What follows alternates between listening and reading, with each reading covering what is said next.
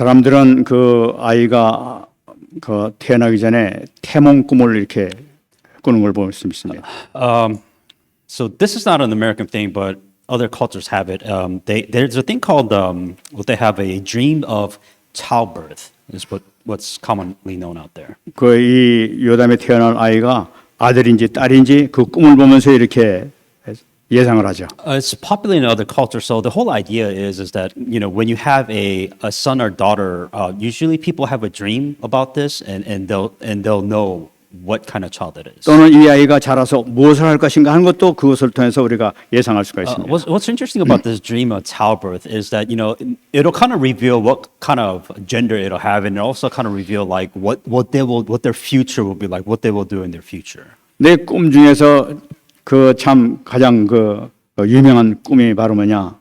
바로 페르시아 왕 고레스가 태어날 때 꾼 꿈이 아주 이렇게 그 유명합니다. And so there's a very interesting, I guess, childbirth dream, and this was regarding a dream of King of Cyrus, who was king of Persia. 메디아의 한 왕이 이렇게 꿈을 꿉니다. Now, the way this dream starts off is actually from King of Media, and he had a dream about this childbirth. 근데 그 꿈에 자기 딸 만다네가 오줌을 싸는데 얼마나 양이 많은지 온 나라를 채우고 온 지역까지 오줌이 가득 찬 이런 꿈을 꾸게 되는 거예요. This dream was a little bit weird because he had a dream that his daughter, Madane, she was urinating, and as she was urinating, it was like flooding the whole country. It was like flooding the whole world. 그래서 하도 이상해 가지고 그 이 왕이 자기 신하에게 도무지 무슨 의미냐 하면서 이렇게 물어봅니다. And because this is a really weird dream that he had, so he asked one of his like wisdom counselors or servants, saying that, hey, like, what does this dream mean? This is just weird. 그 신하가 대답합니다. 따님 되는 이 만다네가 아들을 낳게 되게 되면은 그 아들이 이 나라와 이 전 아시아를 점령하게 될 것이라 하는 그런 의미를 가지고 있습니다 하고 이렇게 해석을 해줍니다. Now, one of the wise counselor that heard this dream explained that if your daughter has a son, that he will conquer this country and all of Asia. 그 얘기를 들은 그 왕이 들었습니다. 내가 이 통치하는 이 나라까지도 점령되면 또 문제가 있겠다 싶어가지고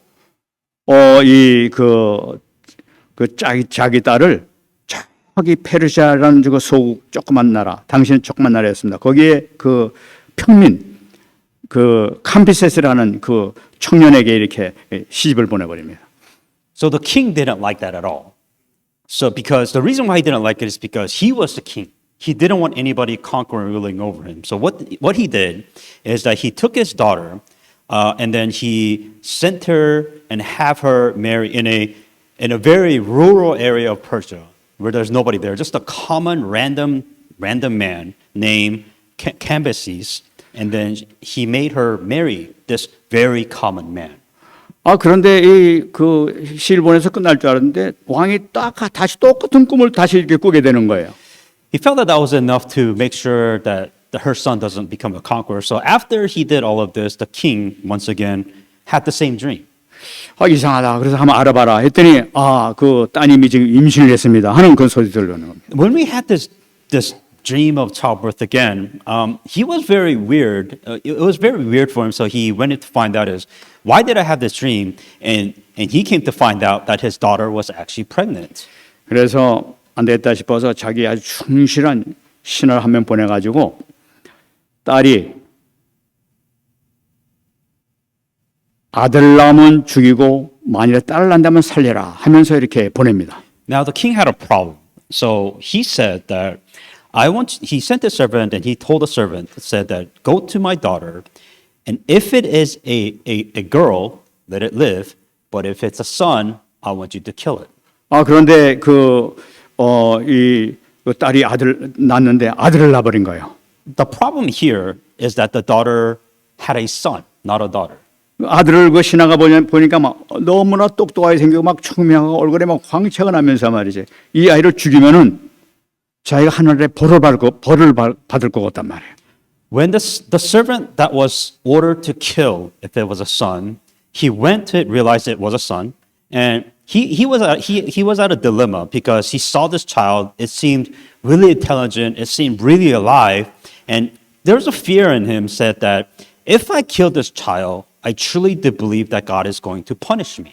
그래 고민하고 있는데 마침 소식이 들립니다. 저 산속에 어떤 그 소를 먹이는 그 노인네가 아들을 낳았는데 그 아이가 낳자마자 그냥 죽었습니다. 하는 그 소식을 듣게 되는 거예요. So he was really in a very difficult situation. So as he was thinking, what should he do to kill his son? He had an intel from somebody else saying that there happened to be another old man somewhere in the village that just had a child that was born, but it died immediately, but it was also a son. 그래 신하는 게 이 아들을 이제 거기 데려가 가지고 그 아이 죽은 아이하고 바꿔치기 하고 절대로 얘기하지 말라고 얘기하면서 이제 그 죽은 아이를 데리고 와서 그 왕에게 죽었다고 얘기를 합니다. What the servant decided to do is he took the daughter's son and then he swapped it with the dead child, and he told the villagers, "Do not tell anybody that we switched babies." And he took. 바로 이 아이가 나중에 이 페르시아를 그 이뤘던 그 고레스 왕이 되는 겁니다. That child grew up and became a king, and he was known as King Cyrus. 자라면서 페르시아를 점령시켰더니 자기 죽으려고 했던 할아버지 그 나라인 메디아를 점령시켜 버립니다. And for those of you who knows what happened, who don't know who King Cyrus is, he's the king who conquered nations, and then he conquered first his grandfather's throne, which is Media. 마침내 BC 539년에 바벨론이라는 거대한 제국을 멸망시켜 버리는 것이 고넬료였던 And 것입니다. Cyrus also conquered Babylon, and that was in about 539 BC. 여러분 이걸 보면서 어떤 마음이 듭니까? What was the point of the story? 우리 인간이 죽느냐 사느냐 하는 것은 인간이 결정할 수 있는 것이 아니라 절대적으로 하나님께서 결정권이 있다는 것을 우리가 붙잡아야 되는 거죠. That you do not decide whether you live or die. It is God who decides how you live and how you die. 또 이 세상에는 우연히 일어나는 것이다.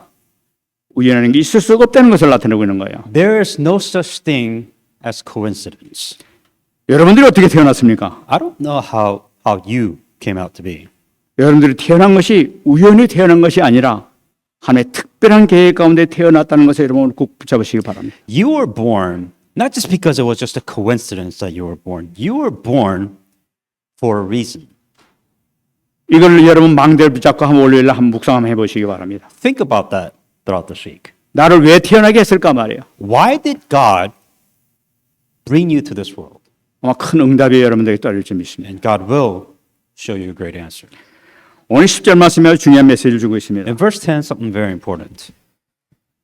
내가 노하여 너를 쳤으나 이제는 나의 은혜로 너를 불쌍히 여겼은즉 이방인들이 네 성벽을 쌓을 것이요 그들의 왕들이 너를 섬길 것이다 하고 말씀하고 있어요. The sons of foreigners shall build up your walls, and their kings shall minister for you. In my wrath I will struck you, but in my favor I have mercy for you, mercy on you.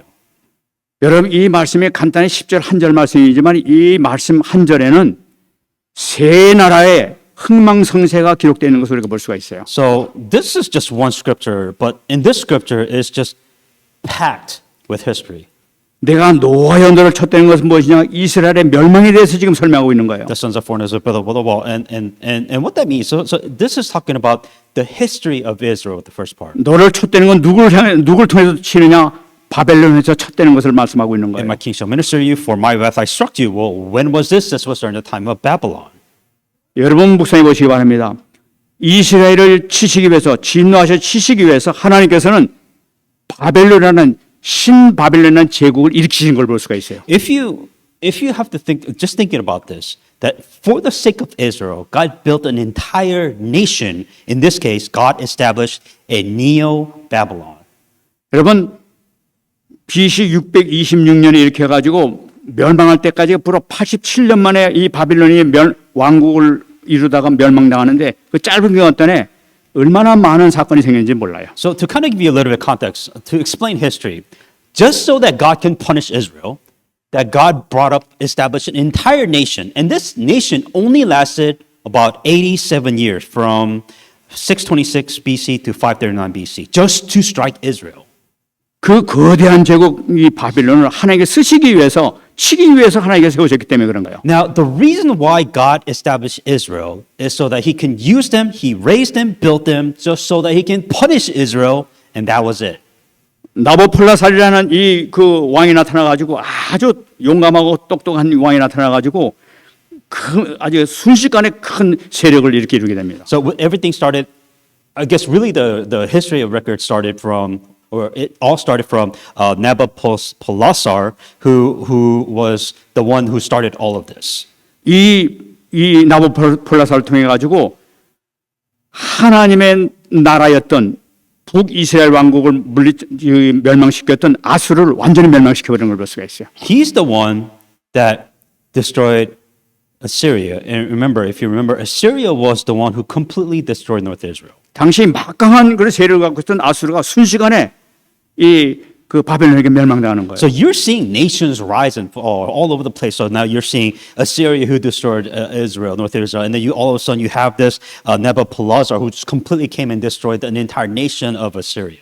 그 다음에 그다음에 그 아들 대를 이은 왕이 바로 여러 유명한 느부갓네살 왕입니다. And then Nebuchadnezzar was the next king in line after Nabopolassar. 아버지가 이 거대한 이 아수를 무너뜨렸는데 자기도 뭘 해야 됐단 말이에요. 그래가지고 쳐다본 것이 뭐니까 남쪽에 있는 애굽을 쳐야 되겠다 이래서 애굽을 공격해 들어가는 겁니다.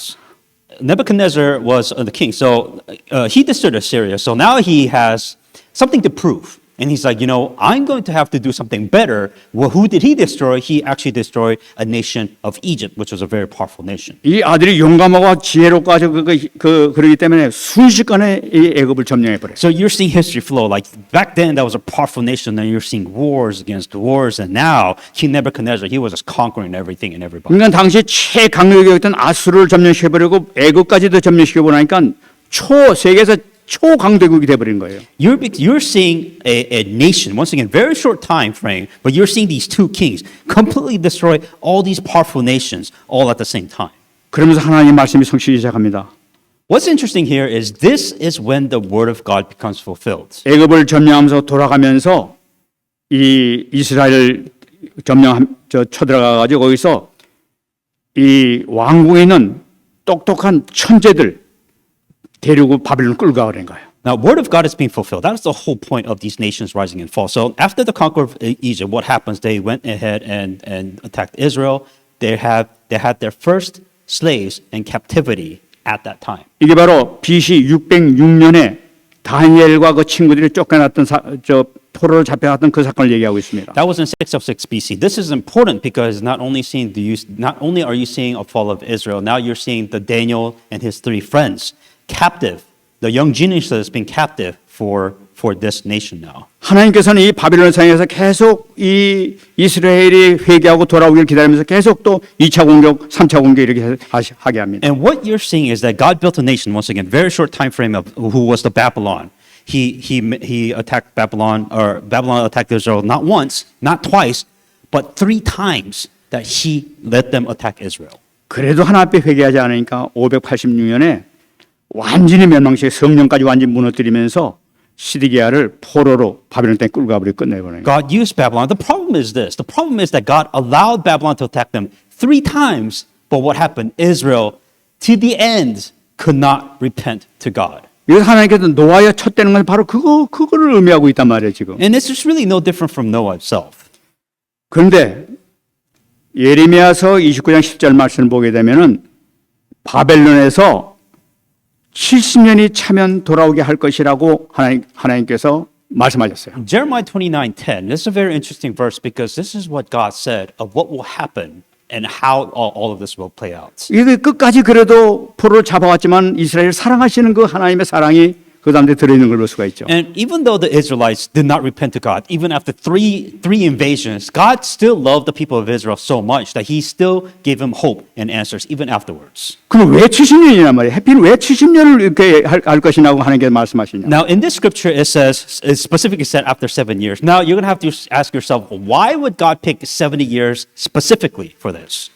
역대하 36장 21절 말씀 보게 되면 이에 토지가 황폐하여 땅이 안식년을 누린 같이 안식하여 70년을 지냈다고 말씀하고 있어요. So in Jeremiah 20:10, it says 70 years. To kind of go back, in 2 Chronicles 36:21, it says, to fulfill the word of the Lord by mouth of Jeremiah until the land has enjoyed her Sabbath. As long as she lay desolate, she kept Sabbath to fulfill 70 years. 다윗 왕국이 이렇게 이스라엘 땅을 차지하고 난 후에 한 번도 안식년을 지킨 적이 없어. The reason why this is because after David after David, there was nobody honored or continued to do the Sabbath. 포로로 다 보내버려가지고 땅이 시들록 만들었다고 지금 하는 말씀이었어요. The problem for them not doing Sabbath is because of their corruption. Not only did it corrupt the nation, but it also corrupted the land. 이 70년을 통해서 내가 땅을 다시 새로 시작하겠다고 아직 하나님께서 And 말씀하시죠. God needed 70 years for that land to be restored. So that is why he let it restore itself. 하나님이 정하신 이 70년 지날 때 이제는 너를 불쌍히 여겼다고 말씀하고 있어요. So what does that mean? He wanted them a new start. For a new start, God has now showed mercy so that they could begin a new life. 좀 전에 말씀드린 고레스를 통해서 준비하신 고레스를 통해서 바벨론을 멸망시키는 걸 볼 수가 있습니다. Now, coming back to all of this, now we once again mentioned about Cyrus. King Cyrus is the one who destroyed Babylon. 그래서 포로로 잡혀간 지 70년 만에 딱 70년 만에 530년에 1차 포로 귀환이 이렇게 이루어지기 시작하는 겁니다. And what you're seeing is there was Babylon, and then now you got Cyrus coming in. And when Cyrus was returning, this is after 7 years, the time that God has said. And now you're seeing the first liberation of Israel. 거대한 제국이 하나님께서 성령을 통해 약속하신 그 70년 때문에 멸망당하는 거예요. And so, because God said within 7 years there has to be restoration because of their idol worshiping that they have done, 70 years that they were in captive. 또 이방인들이 성벽을 쌓을 것이요 그들의 왕들이 너를 섬길 것이라고 말씀하셨어요. And now in the scripture it says that and the sons of foreigners shall build up your walls and their kings shall minister to you. 이 고넬료는 백성들에게 명령합니다. 에스라서 1장 2절 말씀 보게 되면 너희는 성전을 건축하라 하면서 명령 내리면서 성전을 건축하도록 그 격려하는 걸 볼 수가 있죠. And this does become fulfilled because if you look at Ezra 1:2, thus says King Cyrus of king of Persia, all the kingdom of the earth, the Lord of God has given to me, and he has commanded me to build him a house at Jerusalem, which is in Judah. 여러분들이 지금 이 말씀, 이 대지 가운데서 지금 뭐를 이렇게 느끼고 있습니까? As you're thinking and hearing all of this, like what are you thinking? What's going on in your mind? 여러분, 전 세계 역사의 중심이 바로 뭐냐? 이스라엘을 중심으로 해서 돌아가는 걸 볼 수 있지 않았습니까? What you're seeing is the entire nation, the entire history is being moved for the people of the covenant. 정확하게 말씀드리면 언약 잡은 백성 중심으로 세계 역사가 돌아가고 있다는 사실을 우리가 붙잡아야 된단 말이에요. What that means is the history is moving for the people of God. Who are the people of God? People of God are those who hang on to God's covenant. 여러분들 언약 잡았습니까? Do you have a covenant? 세상의 역사, 모든 상황과 모든 배경은 여러분들 중심으로 하나님께서 돌릴 줄 믿습니다. If you are hanging on to the covenant, then the world and history is being moved for you. 분명한 것은 하나님께서 여러분들을 너무나 귀중하게 여기시는 사실을 우리가 오늘 꼭 붙잡아야 되는 거예요. The reason why he would do this, and you have to understand, the reason why God would go this far is because to him, you are this much important. 그러면 언약 잡은 자의 삶은 어떻게 살아야 될 것이냐 하는 것을 우리가 붙잡아야 돼요. Then the question is if you have the covenant of God, how should I live my life? 11절 말씀에서 우리가 응답을 찾을 That's 수 in 있습니다. verse 11. 내 성문이 항상 열려 주야로 닫히지 아니하리니 이는 사람들이 내게로 이방 나라들의 재물을 가져오며 그들의 왕들을 포로로 이끌어올 옴이라 하고 말씀하고 있어요. Therefore, your gate shall be open continually; they shall not shut day or night. The male shall bring you the wealth of Gentiles and their kings in procession. 이스라엘 백성들이 이제 예루살렘에 돌아오게 되면 영문이 항상 열려서 많은 사람들이 돌아올 수 있도록 문이 열릴 것이라고 말씀합니다. When Israelites open up the temple gates again, all these people from other nations will come to it. 이 말씀이 그대로 성취됩니다. 에스라서 1장 6절 말씀 보게 되면 많은 사람들이 은과 금과 보물을 가지고 막 가져오는 걸 볼 수가 있어요. And it does happen in Ezra 1:6. All these people have silvers and gold, goods and livestock. They all bring him to this temple. 성전을 짓기에 부족한 것들을 하나님께 막 채우시는 하나님의 그 계획을 볼 수가 있는 거예요. And what you're seeing is that God providing everything so that the temple can be built. 근데 놀라운 말씀이 있습니다. But what's interesting here 그들의 왕들을 포로로 이끌어올 것이라고 말씀하고 있어요. and their kings in procession. 여러분, 왕들을 포로로 이끌어온다는 건 무슨 말씀이냐면 왕들을 성령의 역사를 통해서 왕들을 하나님께로 돌아오게 하겠다는 하나님의 말씀을 언약을 붙잡아야 되는 거죠. What that means is that God is bringing in kings. And the way that God is bringing in kings is through the work of the Holy Spirit. 이건 역사적으로 실질적으로 이루어졌어요. And historically, this 여러분, shows. 고레스가 바벨론을 점령하고 난 다음에 페르시아 왕 초대 왕을 누구를 세우냐니까 자기가 서지 않고 자기 외삼촌, 자기 엄마의 오빠 되는 사람을 539년에 왕으로 세웁니다. To kind of give you a little bit of history of this, so King Cyrus conquered Babylon. And the first king that he appointed was not himself. It was actually his uncle, his mother's brother, who was the first king at that time. 그 사람 이름이 다리오 왕이에요. If you remember, his name was Darius. 성경에 다리오 왕이라는 사람이 여러 명 나오고 있으면은 이 다리오 왕은 이 고레스의 그 외삼촌을 얘기하고 있습니다. And so in this case, you see Darius there's a bunch of time, and that is the uncle of Cyrus. 이 사람은 아주 지혜로운 사람이었어요. And so he was a pretty smart king. 이 사람이 막상 이 조카 되는 고레스와 같이 침략에 들어갔는데 너무나 쉽게 바벨론이 점령이 됐단 말이에요. Now, if you kind of give you a little bit more story, if you remember how it turned out that Cyrus and his uncle went to conquer Babylon, it was too easy. Like, I don't think they did a lot of war. They just kind of took over automatically. 그 거대한 제국을 넘어뜨리는데 피도 흘리지 않고 그냥 이렇게 점령해 버린 거예요. And when they went in to conquer Babylon, there was not a lot of bloodshed. Not a lot of people died. It was a really easy war, and it was very strange that it happened this way. 이 다리오는 그 원인을 이렇게 알아보게 됩니다. So Darius wanted to find out, this is too easy. Like, why did we win this war? 근데 그 원인을 조사해 보니까 바로 마지막 왕이었던 이 벨사살이 이 자기 신하들하고 잔치를 벌이는 가운데에서 벽에 갑자기 글이 나타났다는 거예요. So Darius wanted to find out is something doesn't feel. This just seems too easy. He wanted to find out, and he realized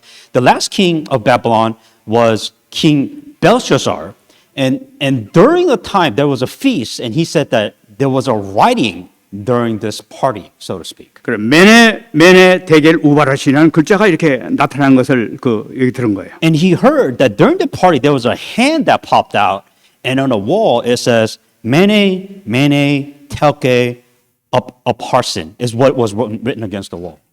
무슨 말씀이냐?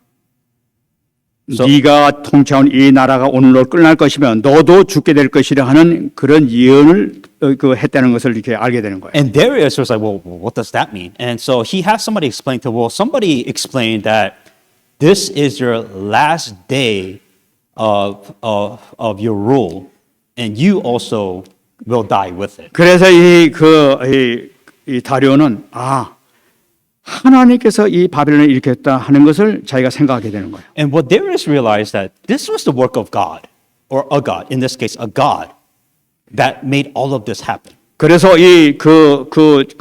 그 얘기를 들은 이 다리오는 거기 핵심 인물이었던 다니엘을 자기 총리로 세우는 겁니다. And Darius understood that it was a judgment of God that made this conquering so easy. And he realized that who deciphered this message and who was the important person of God for this. And Darius realized it was a person named Daniel. 이 파사에 있는 모든 이 신하들 보니까 이게 말이 안 되는 거예요. 바벨론의 신하를 총리를 세우다니 있을 수 없는 얘기란 말이에요, 이게. And what was very interesting about Darius picking Daniel as really a prime minister, a lot of people were surprised, like, this is your enemy. this is Babylon. You're raising this counselor of your enemies, Daniel, as your prime minister. 그래가지고 이 다니엘을 시기해가지고 모함을 해가지고 결국은 사자굴에 집어넣어버려요. And if you remember, that's when the conspiracy came in. You know, you got the other prime minister that let's make the law to bring down Daniel. So you know they make a law, conspired against Daniel and conspired against him. 이 다리오 왕은 그래도 이 다니엘과 함께했던 하나님을 이렇게 알고 있었던 거예요. 그래서 그 하나님이 너를 구원할 수 있겠느냐 하고 이렇게 묻는 장면이 나타나고 있어요. And if you remember Darius, that he truly believed in God that Daniel believed, and then that's where the event of Lion's Den happened. And Darius asked Daniel, saying that, "Do you truly believe that God is going to save you?" And Darius actually he believed in Daniel's God. 사자굴에 집어 넣었음에도 불구하고 전혀 상처도 나지 않고 말이지 깨끗하게 이 걸어 나오는 그런 모습을 보고 난 다음에 다리가 정말 하나님이 살아계시구나 하는 것을 체험했던 거예요. Now, before Darius heard rumors about the writing of the wall, now he literally sees a miracle before him, saying that Daniel was thrown in the lion's den. He wasn't scratched or touched at all, and he truly sees that there is a God, and God performed amazing miracles. 다니엘 시기했던 그 신하들 대신 넣어봅니다. And if you remember, the other prime minister that conspired against Daniel, they were thrown into the lion's den. 도착하기 전에 뜯어먹었다고 그렇게 말씀. And before they even fell to the ground, they were completely ripped to pieces. 이때 이 다리오가 하나님 앞에 고백하는 내용이 다니엘서 6장 26절에 나타나고 있습니다. What Darius saw, he made a confession about God and before God in Daniel's 2:26. 내가 이제 조서를 내려놓으라. 내 나라 관할 아래에 있는 사람들은 다 다니엘의 하나님 앞에 떨며 들어할지니 그는 살아계신 하나님이시요 영원히 변하지 아니실 이시며 그의 나라는 멸망하지 아니할 것이요 그 권세는 무궁할 것이다 하면서 이 조서를 내리게 되죠. I make a decree that in every dominion of my kingdom men must tremble and fear before God of Daniel. For he is a living God and a steadfast forever. His kingdom is the one who shall not be destroyed, and his dominion shall endure to the end. 하나님께서 성령의 역사를 통해서 다리오를 하나님 숭배하는 사람을 이렇게 만드는 걸 볼 수가 있어요. What you're seeing here is by the power and the working of the Holy Spirit, he is making a king bow before God. 여러분 이 조서는 이 페르시아에서 점령한 모든 지역, 전 지역, 전 세계에 선포하는 이 메시지입니다. This is a decree.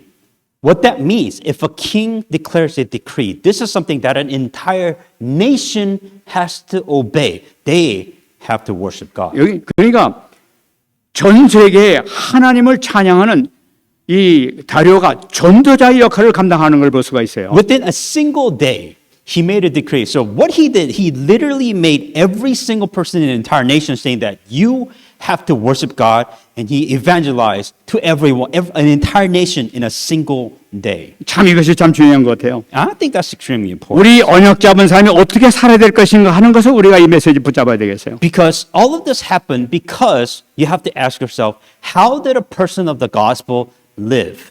다니엘이 그래서 죽으면 죽으리라가 아니라 아이고 이제 한번 안 하겠습니다 하고 고개를 숙였다 하게 되면은 모든 것이 허사가 돼 버리는 거예요. If Daniel, once in his lifetime, just gave up, saying, I don't want to do this anymore, then none of this would have happened. 다니엘의 결단을 통해서 이 페르시아가 살아나고 전 지역의 사람들이 살아나는 걸 볼 수가 있어요. Because of the one correct decision that he made, an entire nation was saved. 우리 한 번의 결단이 얼마나 중요하나 하는 것을 우리가 여기서 볼 수 있어요. What you have to realize is that one decision that you make can make all the difference in the world. 여러분 이 다니엘의 이 그 사자굴의 이 사건은 계속적으로 이 놀라운 열매가 계속적으로 맺어져 내려오는 걸 볼 수가 있어요. I mean, even now, the fruits of the decision that Daniel made, the stories and the amazing works that Daniel is saying, even continues on to this day.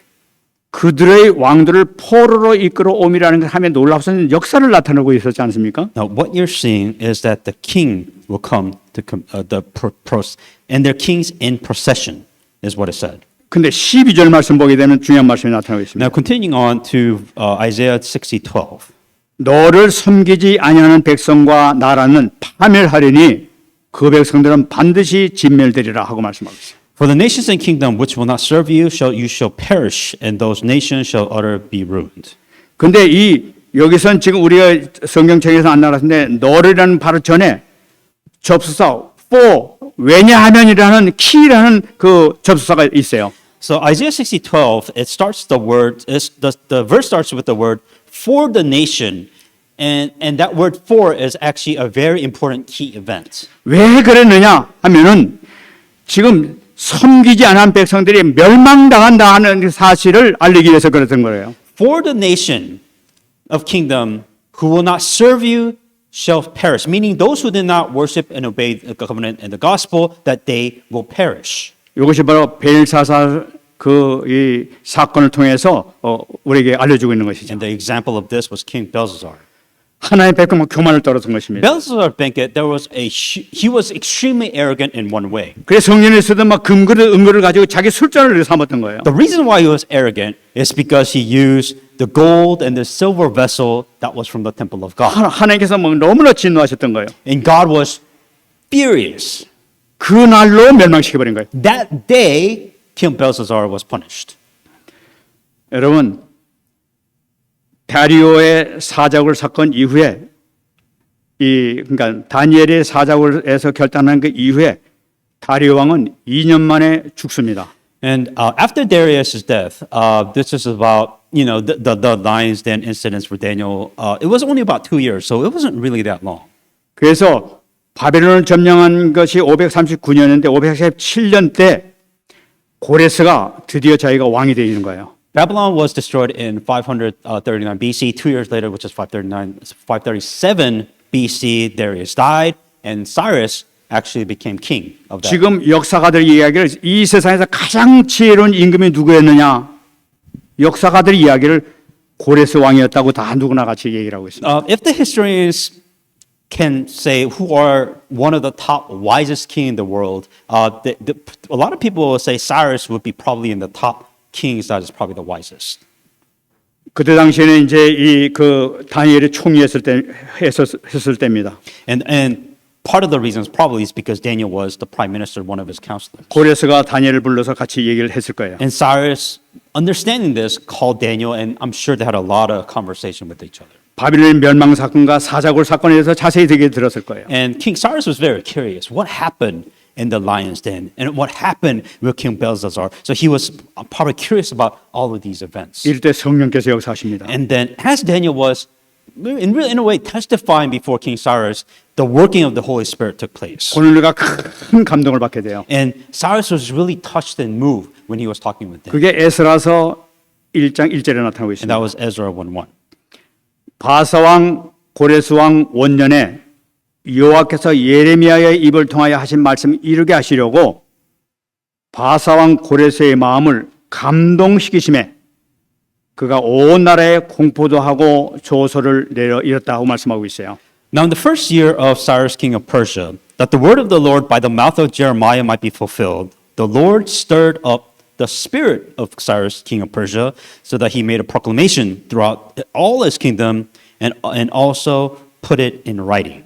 바벨론이 멸망당한 것이 그 교만함 때문에 그렇구나. 성경 가지고 하나님께서 쓰시는 그 성기를 자기 술잔으로 삼았던 걸 하나님께 진노하셔서 그렇게 당했구나 하는 것을 깨닫게 되는 거예요. What King Cyrus realized is why did Babylon fall? The reason why Babylon fell is because of the king's arrogance. The king was arrogant because he was using the important items, vessel of the temple of God. 이 다니엘한테 얘기 들은 이 고레스 너무나 감동을 받아가지고 포로 석방을 즉시로 이렇게 선포하게 됩니다. And because King Cyrus was so touched about this, actually he decided to release all the captives. 뿐만 아닙니다. Not only that, 에스라서 1장 7절 말씀하게 되는 고레스 왕이 또 여호와의 성전 그릇을 꺼내니 옛적에 느부갓네살이 예루살렘에서 옮겨다가 자기 신들의 산당에 두었던 것이라 얘기하고 있어요. Ezra 1:7, King Cyrus also brought out the articles of the house of the Lord, which was Nebuchadnezzar's, had taken from Jerusalem and put it in the temple of his God. 벨사살이 장난했던 그런 모든 성걸 다 꺼내가지고 예루살렘 다 성전에 다 보내라 명령하는 거예요. And what Cyrus realized is that, do we still have this article or items from God? Give it all back. Take it all away and give it back to God. 11절 말씀 보게 되면은 금과 은그릇만 5,400개였다고 얘기를 하고 있습니다. And just an estimate, but I think in verse 12 they had about 5,400 in gold and silver utensils. And 빨리 가서 하나님께 예배드릴 성전을 지어라. 가서 예배를 드려라 하면서 지금 보내는 거란 what 말이에요. Cyrus decided to do is that go, build a temple, and so that you can be able to give a worship to God once again. 이것이 바로 고넬료가 성령을 감동받아가지고 한 행동이었단 말이에요. And this is because, once the important part is, Cyrus was touched by the Holy Spirit. 여기서 우리가 잡아야 될 게 뭡니까? What must you understand? 하나님의 관심이 어디 있냐 하는 것을 우리가 붙잡아야 되는 거예요. Where was God's focus? What was the plan of God in all of this? 고넬료를 감동시키는 그 이유가 바로 뭐냐는 거예요. Why did God touch, or why did the Spirit of God touch King Cyrus? 성전이 짓는 것 때문에 그랬던 거예요. Because God needs the temple. 다시 God- 한번 다시 말씀드리면 교회를 짓는데 모든 관심이 있었던 거예요. Why does God need the temple? God needed the church to be built. 이것을 위해서 관심 갖는 모든 사람을 축복하시며 인도해 나가는 걸 볼 수가 있어요. That's why you're seeing God bless all these people, do all this work, because He needs that temple. 그렇다면 지금 우리가 지금 가진 관심은 무엇일까요? Then where should our focus be? 내가 지금 신앙생활하면서 교회를 하면서 어떤 관심을 가지고 내가 지금 살아가고 있느냐는 거예요. Let's say that you're a Christian, and you. So where should your focus be as a Christian? 우리 이 말씀 보게 되면은 모두 우리 인생을 자원한 모든 것이 바로 예배에 있고 교회에 있다는 것을 우리가 붙잡아야 되겠다. If you look at what God's doing, God is moving history for one reason. God is moving history so that He can build a temple. What is the point of the temple? So that you can give worship to God. 우리를 창조하신 목적은 영광을 받으시기 위해서 창조하신 거예요. Simply put, why did God create you? What is your purpose in life? To give glory to God. 다시 한번 방향 잡으시는 여러분 되시기 바랍니다. Focus in your direction in life once again. 13절 말씀 보겠습니다. Verse 13. 레바논의 영광 곧 잠나무와 소나무와 황양목이 함께 내게 이르러 내 거룩한 곳을 아름답게 할 것이며 내가 나의 발둘 곳을 영화롭게 할 것이라 하고 말씀하고 있습니다. The glory of Lebanon shall be upon you, to cypress, the pines, the box tree together, the beautiful place of my sanctuary, and I will make my place, my feet glorious. 레바논에 있는 그 최고 품질의 나무를 얘기하고 The 있습니다. glory of Lebanon. 솔로몬이 이 성전 지을 때 이 나무를 사용했었던 거예요. And so the point of that is, historically, is just a high quality wood. 이 나무가 새 성전 짓는데 또 이렇게 사용된다는 걸 I 나타냅니다. guess it was the best quality of wood at that time, so they're saying that this is going to be the best quality material. 여러분 지난 시간에도 말씀드렸습니다. And I said this last time, 새 성전을 졌는데 거기는 법궤가 없었던 거예요. that there was a new church, but there was no Ark of the Covenant. 법궤가 있어야 지성소에 법궤가 있어야 속죄소도 있고 하나님 만날 수 있는 장소가 이루어지는 거예요. Understand the importance. In the Old Testament, you need the Ark of the Covenant. You need the inner sanctuary. You need all of these things in the temple. 포로로 간 사람들이 성전 졌는데 법궤가 없는 지성소에 아무것도 없는 그런 성전을 짓게 된 거예요. So there's no Ark of the Covenant in the temple. There's no mercy seat, no in the holies of holies. They didn't have the most important part within the temple. 근데 하나님께서는 그걸 더 영광을 받으셨다고 얘기하고 있어요. But what's the key word here is that I will make the place of my feet glorious. 어떻게 영광을 받으십니까? Now, how would God receive all this glory without the Ark of the Covenant? 이미 영적 예배가 시작되는 것을 나타내고 있는 What 거예요. God is saying that already, without any of this, a spiritual worship has taken place. 오늘 말씀하고 있지만 나의 발둘 곳을 영화롭게 할 것이라고 말씀하고 있어요. I will make the place of my feet glorious. 비록 지성소에 법궤가 없지만은 지성소가 아니라 내 이름이 있는 곳이 바로 나를 영화롭게 한다는 거예요. So it is not about the Ark of the Covenant that's important, but where God presides is where His name presides, there's glory. 바로 교회를 나타내고 있는 거예요. Once again, all of this just for the church. 우리가 우리 교회 예배를 통해서 우리를 영화롭게 하나님께 영화롭게 하는 그런 영광된 자리에 우리가 있는 줄 믿습니다. That everything is done for the temple or the church. And the reason why the church is so that we can give worship to God, so we can give glory to God. 마태복음 18장 20절입니다.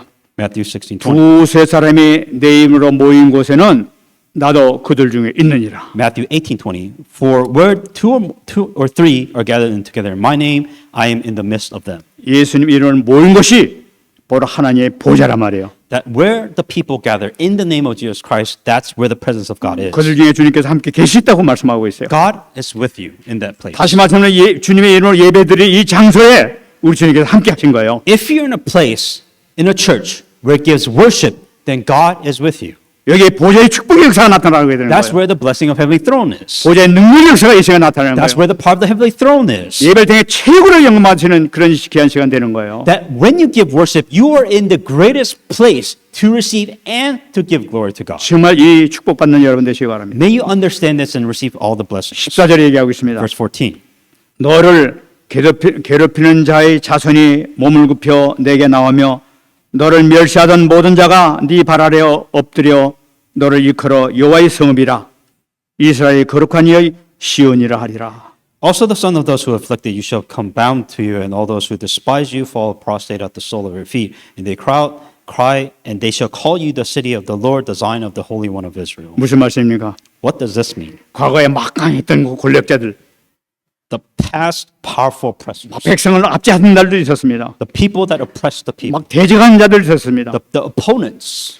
그런 자들이라도 그 후손들은 구원의 축복을 누리게 될 것이라는 걸 나타내고 있는 거예요. Even though they may be oppressed, your descendants, your future generation will be blessed.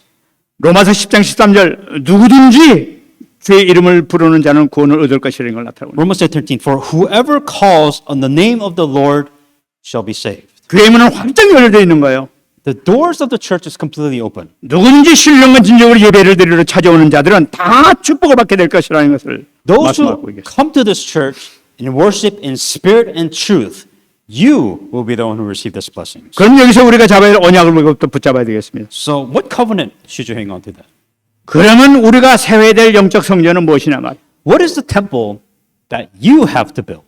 우리는 여기서 치유의 성전을 세워야 될 것입니다. The first temple you have to build is a temple of healing. 사도행전 3장 6절 말씀입니다. Acts 3:6.